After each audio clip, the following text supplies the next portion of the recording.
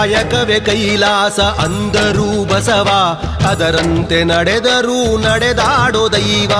ಕಾಯಕವೇ ಕೈಲಾಸ ಅಂದರೂ ಬಸವ, ಅದರಂತೆ ನಡೆದರೂ ನಡೆದಾಡೋ ದೈವ.